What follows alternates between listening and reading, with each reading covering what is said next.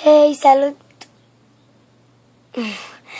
Hei, bună dragi prieteni și bine v-am regăsit! Eu sunt Daria și astăzi o să vă arăt cum puteți face slime. Vreau să vă zic că îmi pare rău că n-am mai postat de mult, doar că nu mi-a mai mers YouTube și da.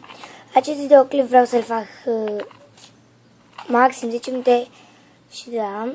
Deci, eu zic să începem. Adică, da. Mai întâi o să vă arăt slime-urile făcute de mine. Acesta, care îl țin în această cutiuță.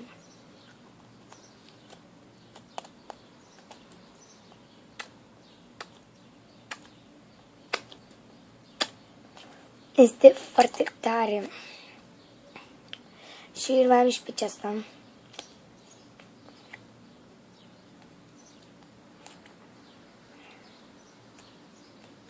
Se întinde, dar nu acum.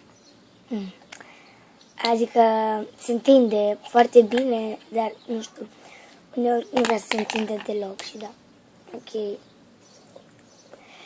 Deci hai să ne mai lungim și să începem. Avem nevoie.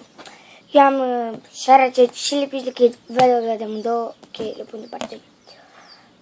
Mai întâi șaracetul.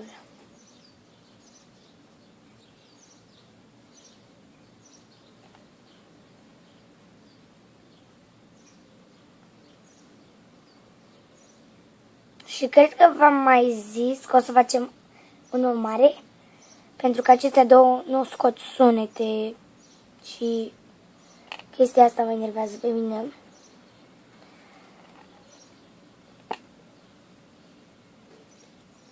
Ok, punem acum și lipiciul lichid.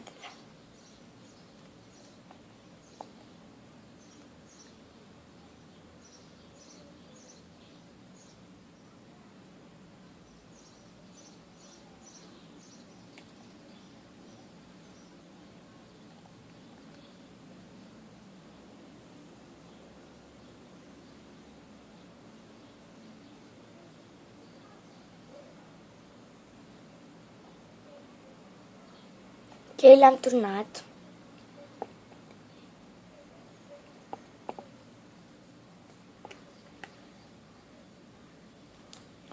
Bun. Și amestecăm puțin acum. O să iese ceva, dar n-am, în fine. Punem sclipici. Deschide greu. Ce multă gură. Eu vreau să pun doar alb.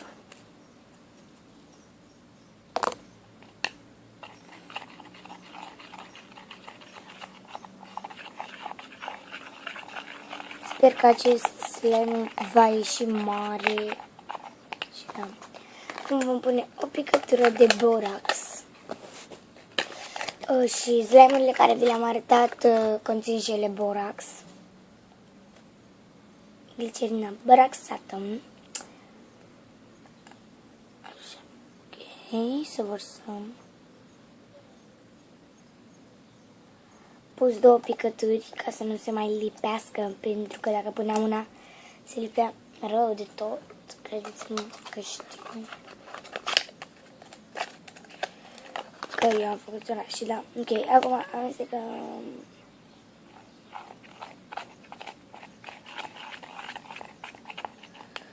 Ok. Pun și pe aici.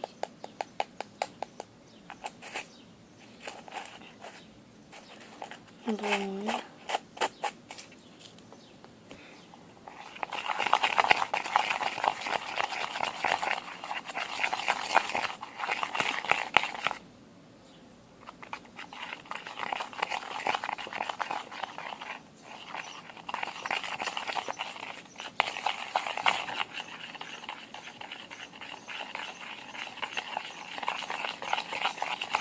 Amestec și sper să-mi iese. Pentru că rețeta asta o încerc acum cu voi. N-am mai încercat să pun șaracet și lipici. Lichid. Cred că am pus cam prea mult.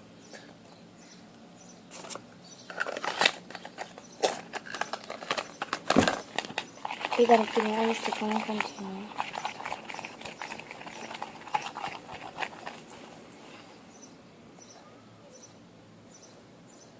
Voi mai amesteca puțin.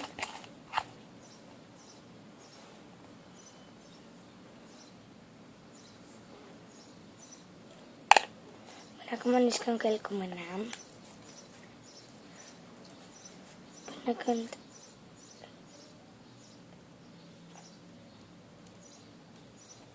nu se mai lipește.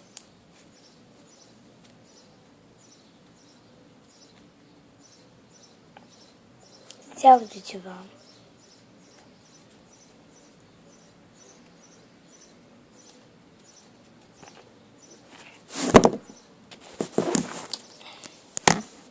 Scuzați-mă, dar nu prea stă telefonul. Vreau să bine, să zicem. Vreau să bine. Ok.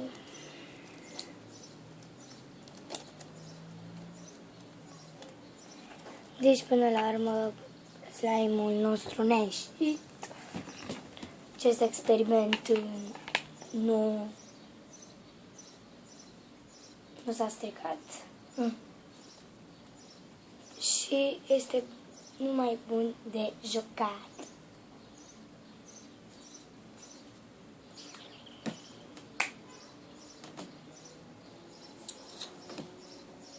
Bun. Off. Ta-da!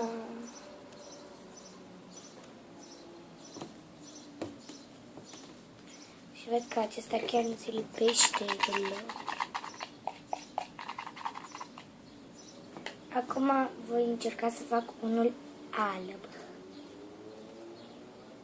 Dar o să pun pe pauză și o să vă arăt când îl voi termina. Adică unul transparent. Ok. Pun pe pauză și mă voi reîntoarce când îl voi termina pe cel alb. Bun, dragi prieteni, m-am reîntors și am făcut slime-ul transparent. Pe cel alb l-am amestecat cu acesta care este băgat aici. Și uitați-l pe cel transparent. O să vă arăt acum. Haide. Băi, o secundă. Nu vrea să se întindă.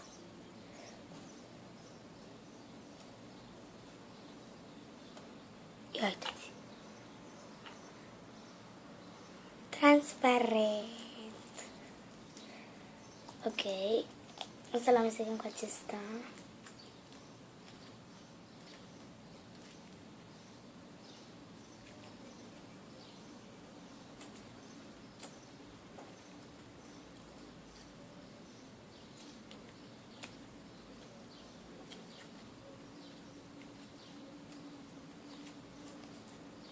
Dar chestia este că nu mai are loc aici și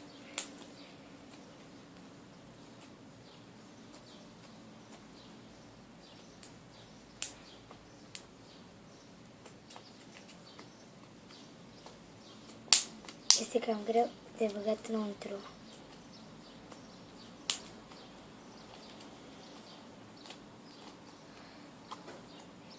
Dar cred că o să-l bag în altceva. Bun, dragi prieteni, deci dacă v-a plăcut, dați un like, un dislike, ce vreți și abonați-vă la canalul meu. Pa!